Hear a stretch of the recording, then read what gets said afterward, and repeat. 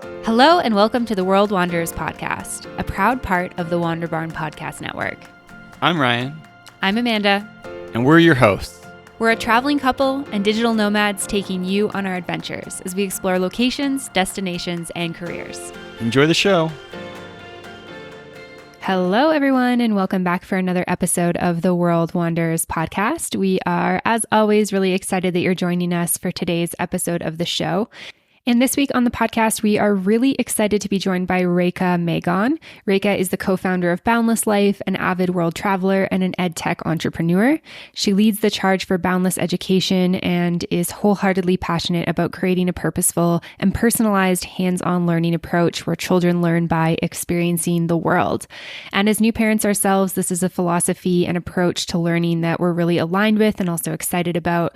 So we were really excited to hop on and talk with Rekha. We got connected with Rekha through our friends Jake and Michelle Schomp, who you guys have heard on the podcast a number of times. They've been doing Boundless Life programs for, I think, a couple of years at this point. They've done a number of different locations that Boundless offers, and it's been really cool to watch them firsthand experience Worldschooling, see how their children thrive with it, and so much more. So in this episode, we're going to talk about Rekha's philosophy on childhood education, how and why she co-created Boundless Life, what the process of creating a Worldschooling program has been like, what Worldschooling is all about, where they have programs, what these programs offer for families, and so much more. So if you are somebody who's interested in alternative education, or you really like the idea of learning through travel or learning through experiencing other cultures like we do, then I think this episode will be really interesting to you. On top of talking about, how on earth do you create a company like this that runs in multiple different countries? At this point, they've got programs in Portugal, Greece, Italy, and now in Bali, and expanding super, super quickly. So there's lots of good stuff that we dive into. So let's get into it. Without further ado, here is Rekha. Welcome to the podcast today, Rekha. We're really excited to have you here with us today. Thank you. Likewise. And where are you joining us from? I'm currently joining from Montreal, Canada. We came home for the summer. And so, I'm back home in Montreal. That's amazing. And so would you say, I guess you just kind of said this, but Montreal is home for you guys? Yeah, both my husband and I were born and raised here in Montreal. So definitely feel like this is home. We have been traveling for the last, basically 2 years nonstop. So, but we still try to make it a point to come home, for the holidays or over the summer so that we can still reconnect with everybody. Yeah, that definitely makes sense. I feel like we can probably resonate with that quite a bit from our travels. And I'm excited to get into more of what you guys have been up to over the last few years. But maybe we can back up. Can you tell us a little bit about your travel history, your travel story when you started traveling? Sure. I started traveling, I guess more on the weekends when I was a kid, since I was born, basically, my parents used to take us to these different kind of mindfulness retreats around the world. So we would go to all around North America, India, and it became very normal for me to have travel, I would say community service and mindfulness as part of my upbringing from a very young age. And as I grew, I think, and then as a parent, you always start to reflect, right? When at least I was, when we were pregnant with our first child, on what kind of lifestyle you want to bring to your own children. And when I was reflecting that, I realized how impactful that was to me growing up. So I knew that I wanted to continue that kind of lifestyle for my own children. So, we traveled a lot when both our kids were born and young. And I think back then we were more short travelers, we would go for, let's say, a month or two weeks, and really do smaller stints. However, now as, with what I'm working on right now with Boundless, now we've really done slow travel and really lived like a local over the last 2 years. And that's been an even deeper experience that's added to all of our lives. Yeah. How old are your kids now? Sure. So I have a son, he's 11, and my daughter is 9. Okay, awesome. Were you thinking, for you, was it kind of all along, I want to do something a little bit different when it comes to their education and incorporating travel in their lives? Or was it something where you were kind of started down more of like a normal or traditional path and then broke off at some point? Yeah, I think like I mentioned, I was always very passionate about mindfulness because that was a big component of my childhood. So I knew like right off the bat that I wanted to give them an education that was more geared around the whole child than what we would typically get in a traditional school system. So I did know that I thought, okay, if I could just add mindfulness to like the school curriculum, everything would be great. So my first company, I actually built a platform that brought mindfulness into the regular school system. And then once my son, Mahan, was old enough to go to kindergarten and we kind of started on that journey, I think it quickly became clear to me that, at least for my beliefs, the education system needed, more help or more revamping than just adding to it. Like the more I saw the way it was structured and set up, I just felt like I couldn't continue sending him there anymore. Like I remember just the first experience. I remember he was in kindergarten and we had decided to go to Thailand for a month. Like I had lived in Chiang Mai for a while when I was a student myself and I loved it. And I'd taken my husband back there. And it was like, something I knew I wanted to take my kids to Chiang Mai and live there for a bit. So I had told his teacher, we're going to go for the month of January and he'll be gone for a month, And I just remember her reaction to it. Like she was shocked, and like completely like appalled. Like, no, there's no way you could pull him out of school for a month to go to Thailand. Like that's not going to work. He's going to fall so behind. And I just remember looking at her and being like, how does this make sense? He's 5 years old. He already knows his ABCs and his 1, 2, 3s. Like as a system, they should be welcoming this opportunity for a child to travel the world and go live in a new culture and experience something new. And I just, in that moment, I mean, we ended up going anyways, and it wasn't a big deal, but I just knew, I think at that moment that the traditional lifestyle where you're like locked down to one location because of your child's rigid school calendar for 10 months of the year was definitely not going to be the way that we continued with our family. Yeah, it's funny because like most of us have gone through that system. And so we recognize like what happened for me and when I was in grade 2, like nothing valuable that I couldn't have quickly made up. But then you become a parent and you're like, well, if they don't get good grades in primary school, they're not going to get into a good secondary school, and then they're not going to go to a good college. And somehow we forget like what actually is happening. And then so when Boundless comes into it, can you kind of tell us the backstory of like what the founding idea of Boundless and how you get involved with it? Yeah, absolutely. So, I mean, Boundless basically offers a complete living abroad experience for families with young children that really has education and community at the core. So it's a turnkey solution. We offer fully furnished, kid-friendly apartments, a co-working space where parents can work from, a community full of, local experiences, and education. So we've basically built our own education center, which is like a brick and mortar school in each country that we've launched in, that, parents can send their children to while they're living abroad in a new country. So Boundless basically came about, like I mentioned, right, for our own family's needs, like myself and my business partner. He's got 3 girls. I had a son and a daughter. And we just knew that there was no solution out there that allowed families to live this lifestyle without jeopardizing their kids' education or having a strong community. So I actually had pulled my son out in grade 1 and started homeschooling him, and we were world schooling and traveling. And, it was from that Thailand trip that I mentioned that I saw how much, my kids were only 4 and 2, I think at that time. But I saw, like, for the first time, I think we were there for over a month, and I saw how much they grew as individuals. Like they were different kids when we came back, like you could see everyone who met them, all of our family, like you could see blatantly how much they had expanded, as individuals. And I think I knew in that moment that there's no way you could give them that type of growth, in a traditional school system. So I mean, the premise behind Boundless is, okay, well, if we know how beneficial it is for children to have these, deep cultural experiences and be these global citizens, then we need to develop an education system that's flexible enough to, facilitate that type of lifestyle for families.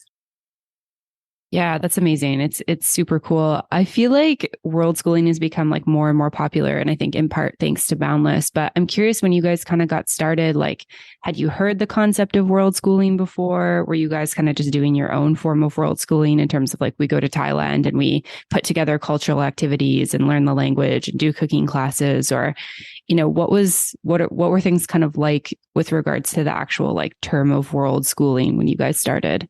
Yeah, I mean, I think world schooling was a thing when we started personally, like as a family. I was definitely a homeschooler. Like I went deep when I pulled my son out of school. I did like a deep dive into homeschooling, and I tested every single curriculum that existed out there on my kids. I started making my own homeschool curriculum, and like, based on everything that I was testing, what I thought worked and what didn't work and what was missing. And so I think at that point in our lives, I did a deep dive into homeschooling.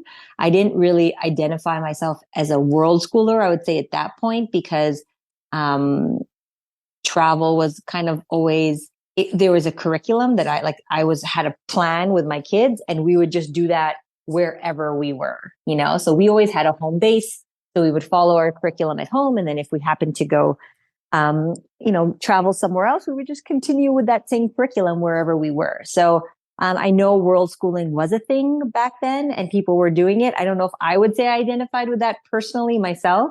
But now looking back, I see how, yeah, we were definitely world schoolers because we were basically just taking our education and doing it, wherever our family ended up. Yeah. Yeah. I definitely related to the point you were saying just about how expansive it is. We haven't had the opportunity yet with our daughter since she's only 18 months old. But for us, one kind of striking moment, we met Jake and Michelle Schlump, who are big fans of Boundless and have been to a couple different locations. Kind of before they got started there, we just met them, I think, when their kids were 5 and 3, and they were just like the most like intelligent, able to engage, like understood context. And you like kind of go home and go to a family reunion, and all your cousins' kids are like super shy and like hiding behind trees and stuff. And it definitely gave us a moment of like, what's going on here? Like, how are they raising such like interesting, intelligent kids? And I definitely think like the travel part of it and being able to go to places and learn about the places while you're there and interact with different people plays such a huge part in your kids just being engaged with life. Yeah, absolutely. I mean, yeah, I know the Chomps well. They started with us in our first location, the first cohort. And exactly, like you could see the stark difference, right, between children who have had the upbringing that, Michelle and Jake have given their children, or, we've given ours. Like these kids they're just ready to engage with the world, regardless of how old a person is or what color they are or what country they're from. Or even, I think kids are even more advanced than adults personally, because, they're so pure and they haven't been kind of indoctrinated, if you'd like, with the world and society. And they just look at everybody like we're the same, and I think it's so much easier for a child to learn adaptability and agility from a young age if you just give them the container to kind of expand with that. And I always think of my son, for instance. Now and I noticed this even that first trip when we lived in Thailand for a month. My kids were 4 and 2, and I'll never forget the moment where I remember coming out of our little bungalow and looking, and they were sitting, with these 2 other local kids that they had found. And the local kids had this like little Ziploc bag of just these little toys.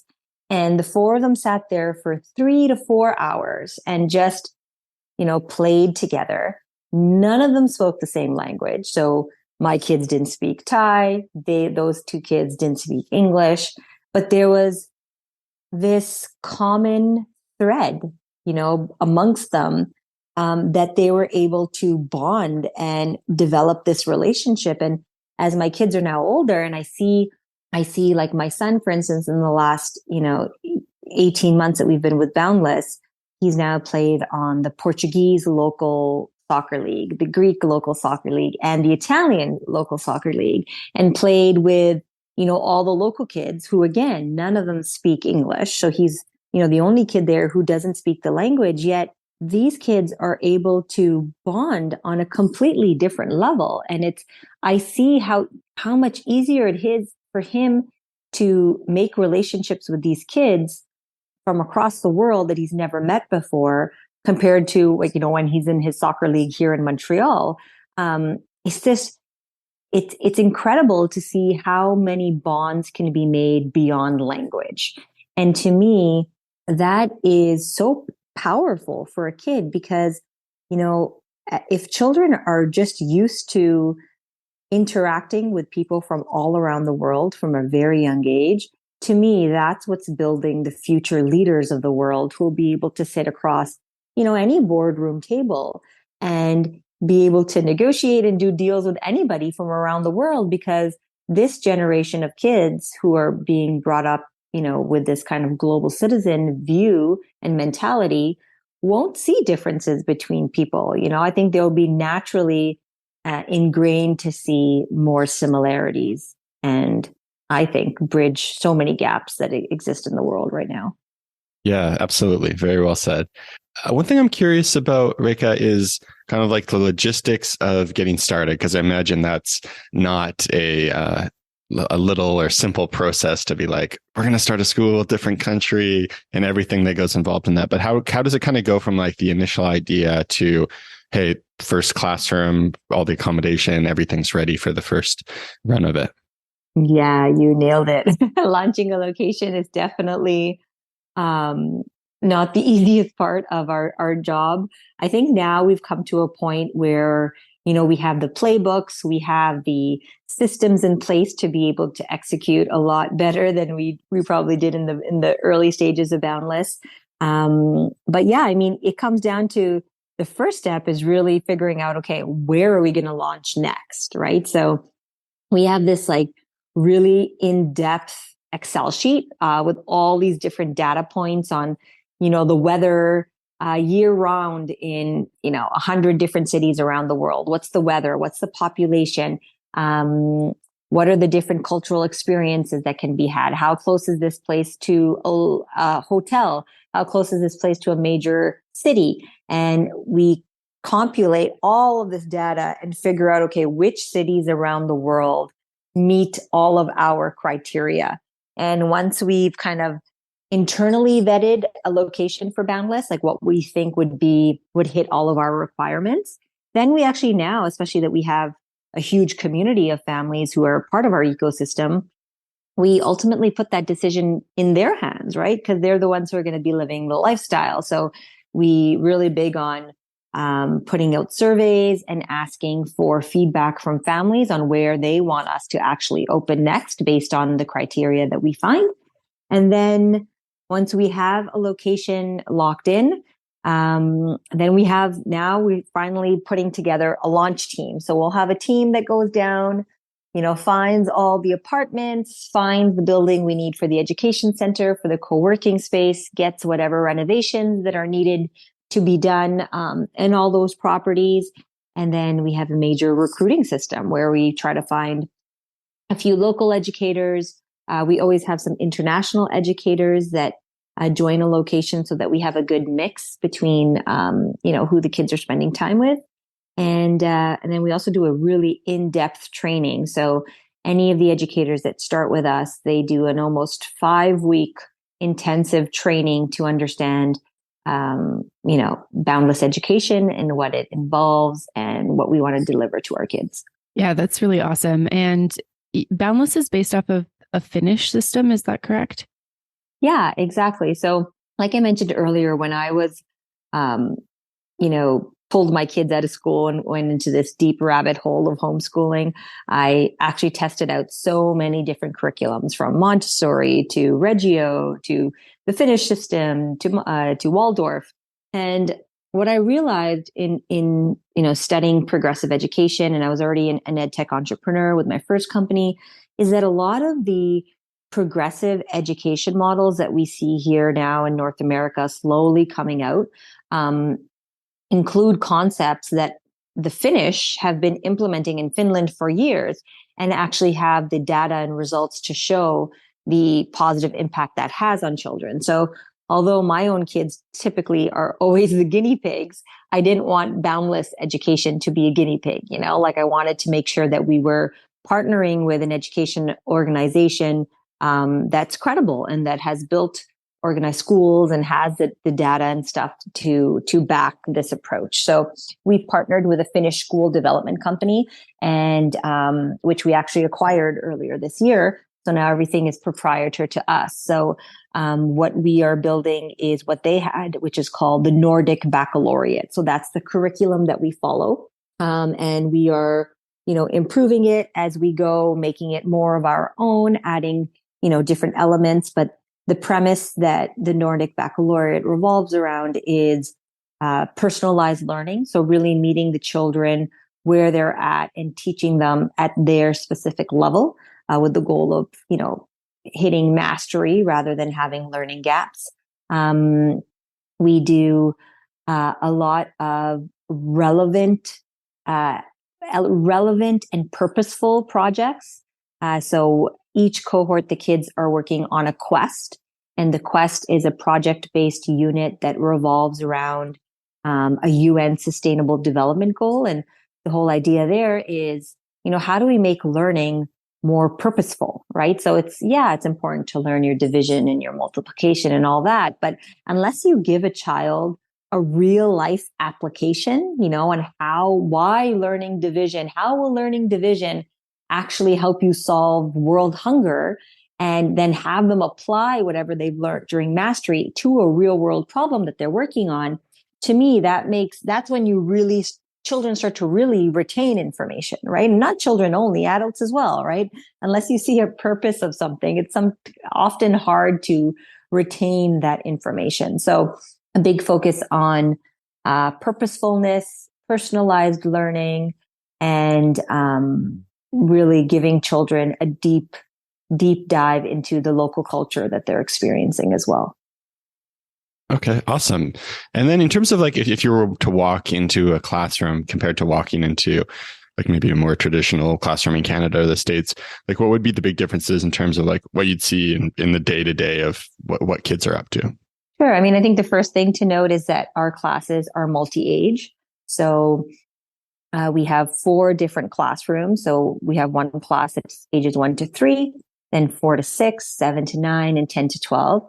And just that on its own is incredible to see how these multi-age classrooms work, because I think right off the bat, you'll sense that there's a lot less competition, right? When you're stuck in a traditional school, when we're all put into a class of everybody's the exact same age, there's almost this immediate sense of like, leveling up or like comparing yourself to everybody else in the room. And that almost gets eliminated when you see multi-age classrooms in practice, because now you're in a classroom that has, 3 different age levels. You're not as intimidated. The older ones tend to be a leader to the younger ones. The younger ones look to the older ones for inspiration and guidance. And in practice, it rolls out really nicely because, there's also a greater sense of community. I find like it's really beautiful to see how these different ages come together, whether it's within their own classroom or with the whole education center.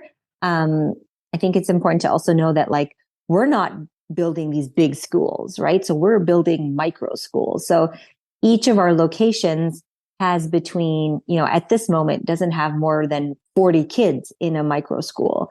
And so the connections and bonds that are made between everybody in that micro school or the Boundless Education Center is so strong. And it's so nice to see like the 11-year-old, bonding with the 2-year-olds, or the 6-year-olds bonding with the 9-year-olds. There's this really beautiful sense of like big brother and big sister, little brother, little sister relationship that forms amongst everyone in the education center. And to me, I think that's something that right off the bat really sets us apart. And that's very unique from other models we've seen. And then in terms of the flow of the actual day, we start each day with what we call connection time. So that's when each group will get together and really work on connecting to themselves through mindfulness activities or connecting to the group, and kind of discussing, different character building exercises.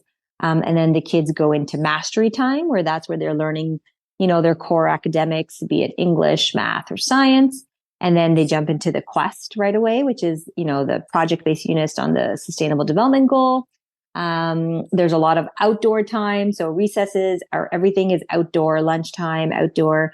In the afternoons, we have, over the course of a 10-day schedule, it varies, but we have nature-based nature time, which is the kids spend time outdoors, whether it's a beach in Sitos or a forest in Sintra, really kind of being immersed in nature and learning about nature.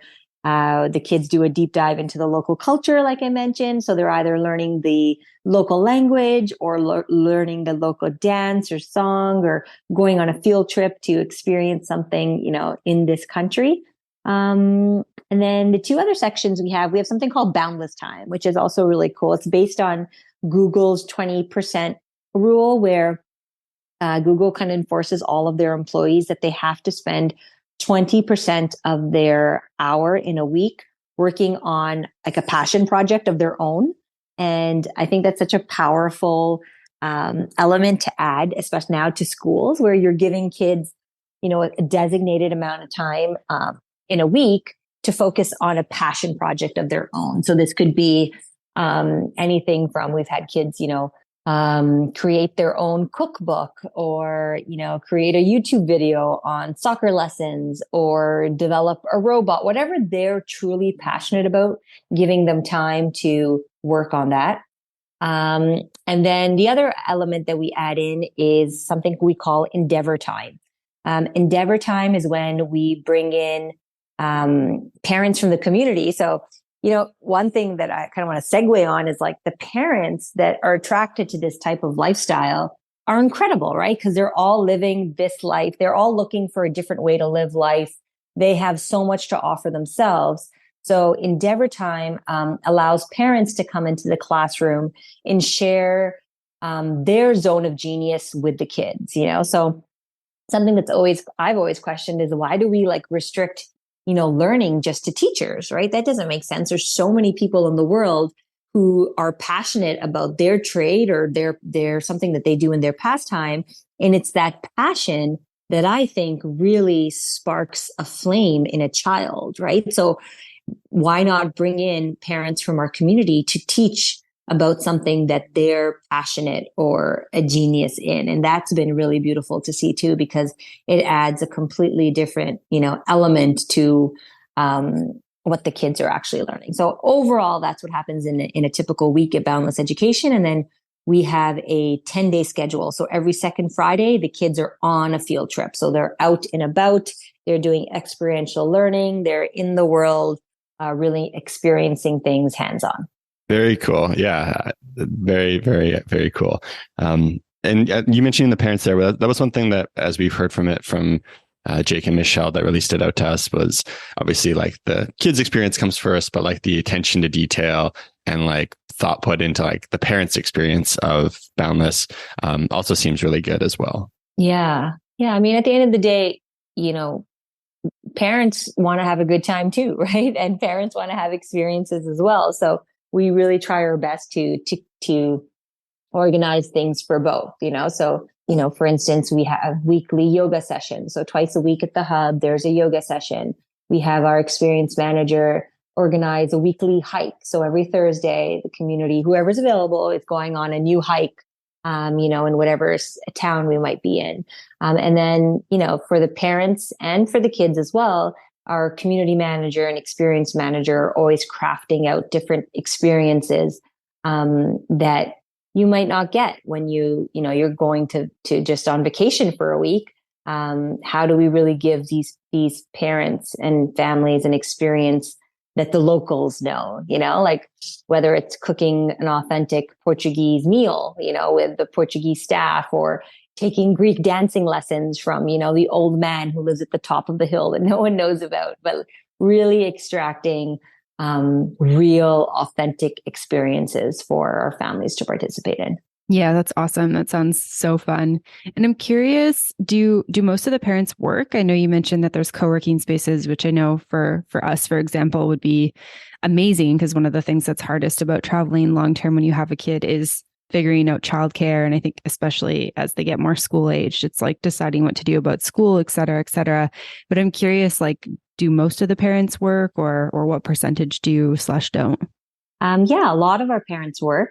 Most of the parents work, and they use a co-working space. I mean, it varies obviously from family to family. Some families, there's one spouse that's working and the other one is not. Some both are. And yeah, it really varies. But for the most part, they're working, and it works out really nice because they get to, use a co-working space while their kids are at the education center.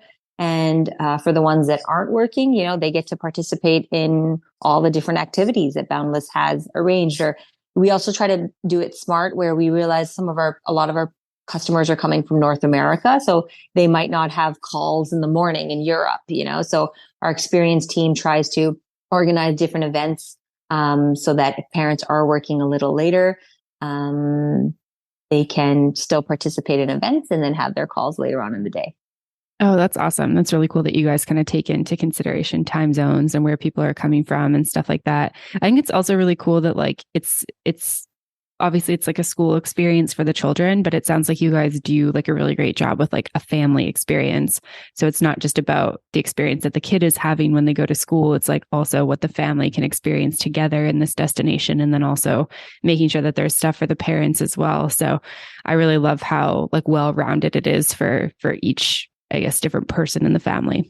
Yeah. Yeah. That's the whole thing, right? Is having shared experiences with your kids it's transformative, and it's really what I think helps bring a family together when you're, experiencing something for the first time, and your daughter's with you right there, and she's experiencing it for the first time. And it's so beautiful. We even have grandparents who now do the experiences with their kids, and to see this generational experiences come to life for the first time really bonds a family, because you're living like a local, you're going to buy groceries from the grocery store, and those little moments, I think, where everyone is expanding and experiencing it for the first time, it's something special, and it really brings you together to a new level. Yeah, absolutely. And I think that that's so cool that there's grandparents getting involved as well. I feel like,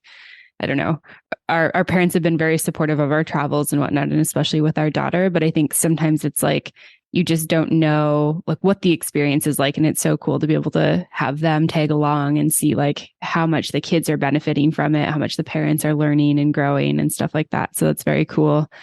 And you guys have locations in Portugal, Greece, Italy, and Bali now, correct?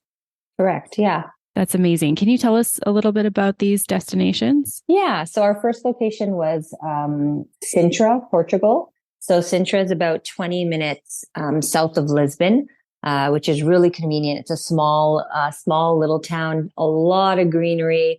It's very cool. It's kind of in the mountainous area.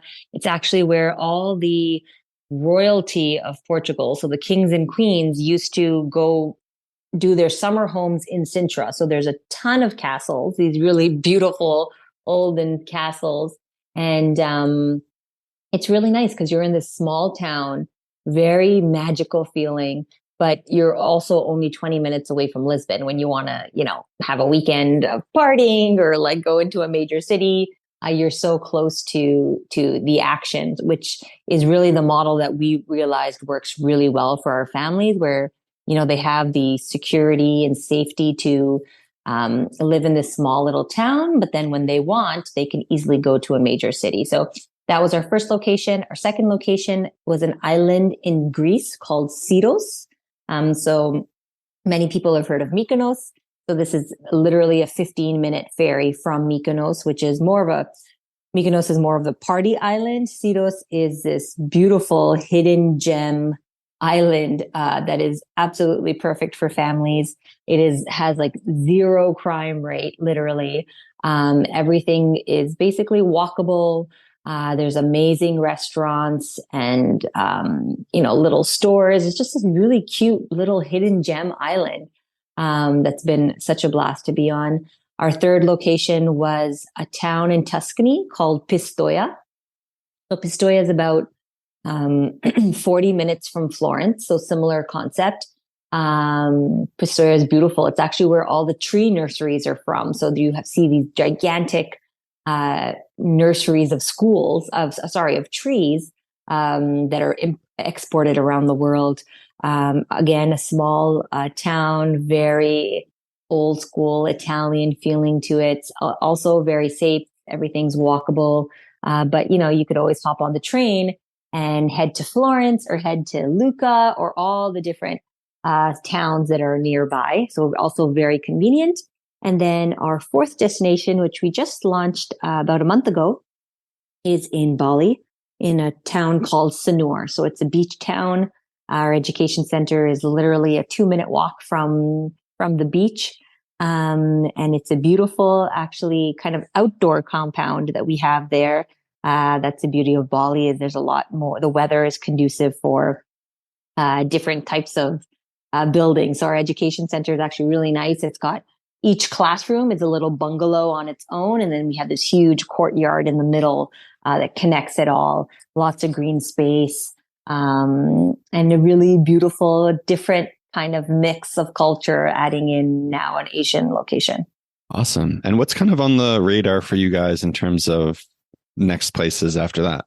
Yeah. So like I was mentioning earlier, we put out a survey a few months ago to all of our members, and we had shortlisted 6 destinations that we thought would be reasonable for us to launch in 2024 for Bali. And we had all the families vote and put deposits on which locations they want us to actually manifest. So the top 3 that came from that survey were Montenegro, Marbella, Spain, and Costa Rica. So right now our focus is on launching those for 2024. Okay, cool. And so is the plan to kind of keep adding 1 or 2 per year, or how do you guys see growth over the next few years? Yeah, I mean, for us, what's always top of mind is to grow so that we have so many different options and places for people to experience this lifestyle, but not at the expense of quality. So it really depends how we're able to execute, the next 4 destinations. If everything goes smoothly and we can, continue to grow at this rate, then I would say, yeah, on average, 3 to 4 locations a year, at least for now, would be great. And then as the team expands, we can maybe have 2 or 3 launch teams going at once. And if feasible, we could do multiple a year, even increase that number, but really all in due time and baby steps, making sure we do it right and are able to execute on everything we promise. Yeah, that's awesome. I'm really excited to see where you guys end up in the next couple of years and stuff, especially as our little one grows a little more and becomes a little closer to school age, so we can come join and whatnot. Yeah, for sure. It sounds like it's really cool. One thing I wanted to ask you that's, I guess, related to Boundless, but not as much, is just kind of your own family sort of schedule. I know you mentioned like you're in Montreal right now. You guys come back here or come back to Montreal every so often, just as like this home place. But do you guys have like a rhythm for your year in terms of like, we go to school for this amount of time and then we explore in this area, or what does that look like for you guys personally? Yeah. So personally, we do Boundless for the academic part of the year. So we're usually at a Boundless location from September to June. And then we come back home over the summer and we spend the summers in Montreal. So we try to keep the academic part consistent with Boundless. And then, when we're home, the kids are just in summer mode and hanging out with their cousins and friends and having a good time. Okay, awesome. And the kind of standard Boundless experience, is it separated into 3-month chunks? Correct. Yeah. So we do 3-month cohorts. So the first one is September to November, and then we do January to March and April to June. So those are really kind of where more all the academic work gets done. And then we also offer a summer program. Next year, it'll actually be 2 1-month programs. So you could register for one, you could register for two. That's more of a similar offering, but less academic focus. So more, I would say, of like a summer camp feel, but we do still cover a quest so that families who are kind of want to test out Boundless Education, they get a little bit of a feel of it during the summer to decide whether they want to, take the leap to do a full 3-month cohort. Okay, awesome. And for you, are the places you're going kind of decided by like, hey, we're opening up this location, I need to be there for my work? Or are you able to kind of talk with the family about what you're most excited about in terms of the locations you're going to? I mean, up to now, I try to go to a location like for the first cohort that we're launching like an academic new year, I like to be on site to make sure, spend time with the teachers, get a feel for them and kind of really, hone in on what our culture is. And for me, it makes a big difference to have my kids in the education center as well, right? Because that's how I get feedback on what's working and what's not working. So typically we usually go and spend time at a new location to make sure it's help with the onboarding and make sure everything's going smoothly. So, we've done all the destinations. We went back to Sintra this last cohort and we did another session there. And the plan is next to go to Bali and spend, 3 months in Bali and have that experience. So yeah, typically usually just follow where we're going with the new locations. Yeah, wonderful. And one question I was curious about, I know for people, depending on the country you're from, who are interested in unschooling, homeschooling, and world schooling, one of the issues can be like actually like the legal side of it. If a country has mandatory schooling or regulations around that. Is that something you guys have run into? And something like if someone's from a country where like schooling is mandatory, you guys are able to like have them officially enrolled, or how do you handle that part of it? Yeah, great question. Again, it varies per country where, the families are coming from. Up to now, we haven't had any issues, like the families who come stay with us. They've either pulled their kid out of school and are just, staying with us and then going back to that school, or they've registered themselves as homeschoolers in their home country. And then they just, do whatever they want to do with their children.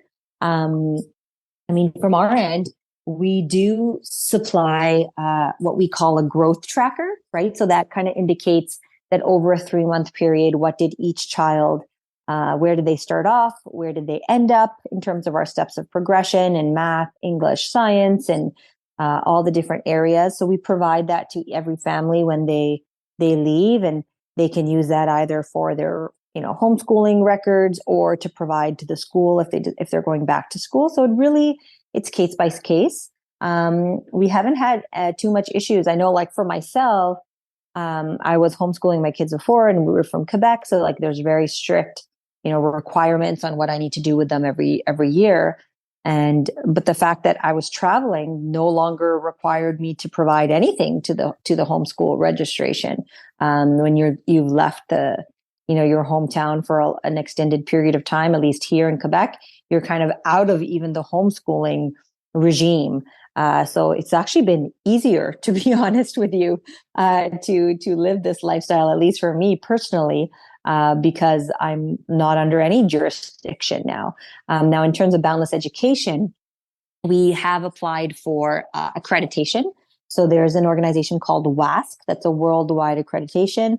It's a 2-year process to become fully accredited. So we're already about a year into the process. So hopefully next year, we'll be fully accredited. So even if people do come and, need whatever formal documentation, we would be recognized around the world. Okay, awesome. That's very cool to hear. And definitely something we're interested in as well. One thing I was curious about, I think you mentioned most families coming from North America. I'm curious kind of like the split in terms of where your customers are coming from, if it's, certain places in general, certain countries, or what that looks like. Yeah. Initially, And still, a lot of our clients are coming from North America. With our European destinations, that's definitely very appealing to Americans and Canadians. And we've had families from Mexico now, from Poland, from Italy. We seem to be getting a lot of more traction as well from the Europeans. And now that we've launched Bali, we're getting interest from families, obviously in Asia, as well as in Australia. So I think as we grow and have more destinations around the world, more families will be interested, aside from, the North Americans who are definitely our early adopters. Yeah, that's great. Thanks for sharing that. And I'm curious, if people are interested in Boundless, do you guys have like pricing and stuff on your website, or what are prices like?